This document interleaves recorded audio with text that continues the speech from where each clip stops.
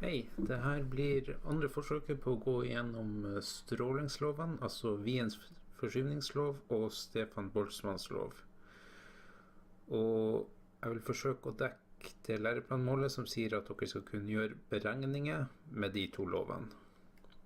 De av dere som tar romfysikk kan også merke dere at læreplanen deres sier at i tillegg til det her så skal dere kunne forklare hvordan temperatur til himmellegemer kan bestemmes.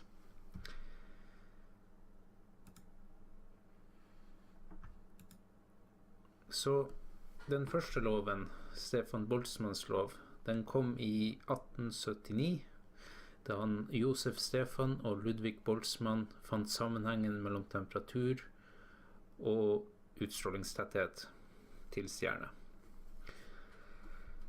Den sammenhengen er at utstrålingstettheten den er sigma, som er en konstant, ganger temperaturen til himmellegemet i fjerde.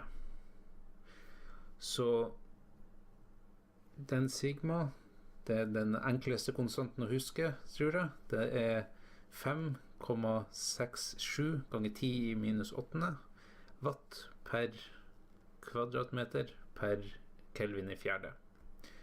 Så dere kan se der at når vi ganger med en temperatur i fjerde, så får vi watt per kvadratmeter. I tillegg så er det en til størrelse som kan være greit å være klar over, og det er totalt utstrålt effekt, eller luminositet. Og den er da utstrålingstettheten ganger arealet av himmellegemet.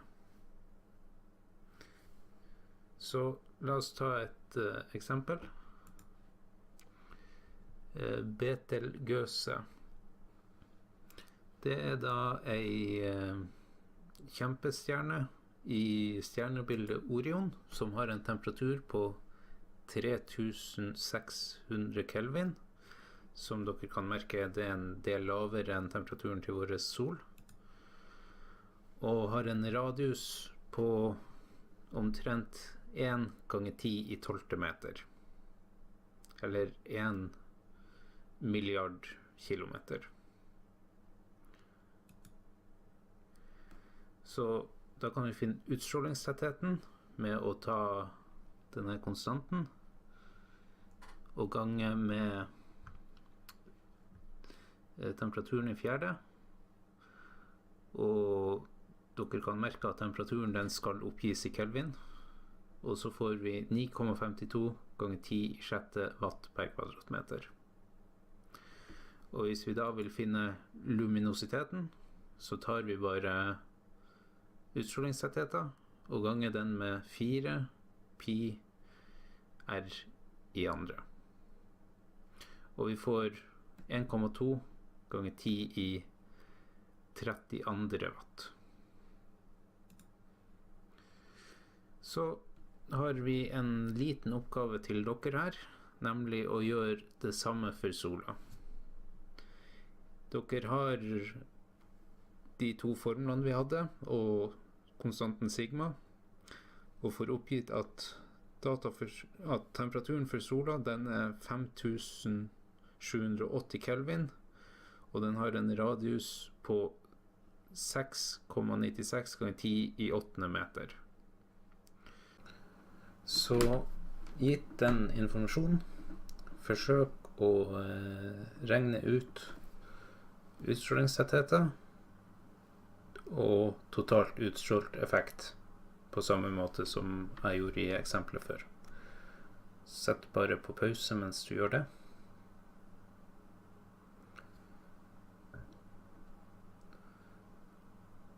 Ja, da går jeg videre.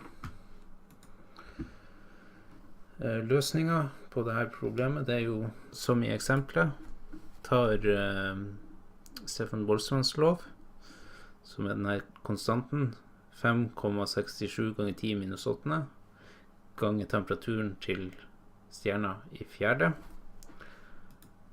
og den totale utstrålte effekten. Da tar du tettheten, utstrålingstettheten som du fant før, og gange det med arealet til overflata av sola, altså 4 pi r i andre.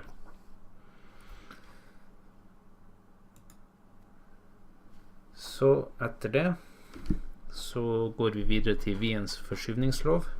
Den kom litt senere, i 1893, når Wilhelm Wien fant ut at sammenhengen mellom temperaturen til en stjerne og det området i spektret der den sender ut mest stråling, det er temperaturen ganger bølgelengden med mest stråling.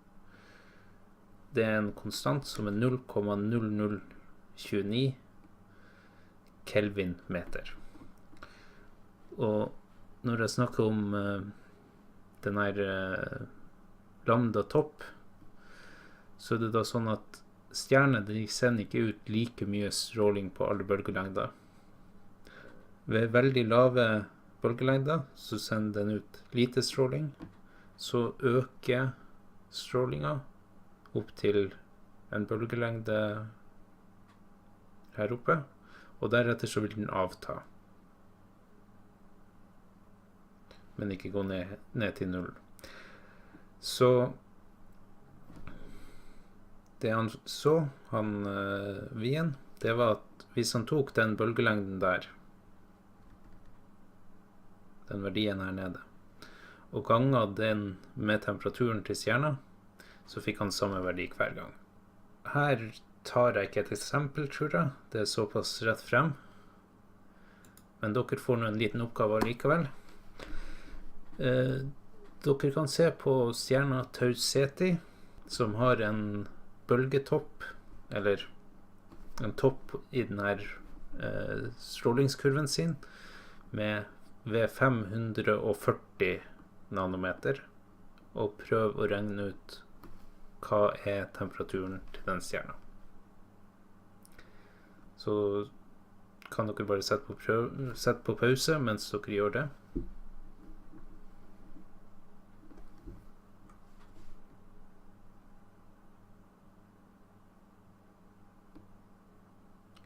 Løsningen her er rimelig rett frem. Du setter bare inn temperaturen, som vi ikke vet, ganger toppen av kurven, bølgelengden der, den er 540 ganger 10 i minus 9 meter, og det skal være lik 0,0029. Så er det rett og slett å snu den formelen, og sette rett inn i kalkulatoren. Og det konkluderer den nettforelesningen. Har dere noen spørsmål, så legg det i kommentarene, eller ta det med til neste fysikktime. Da ses vi senere.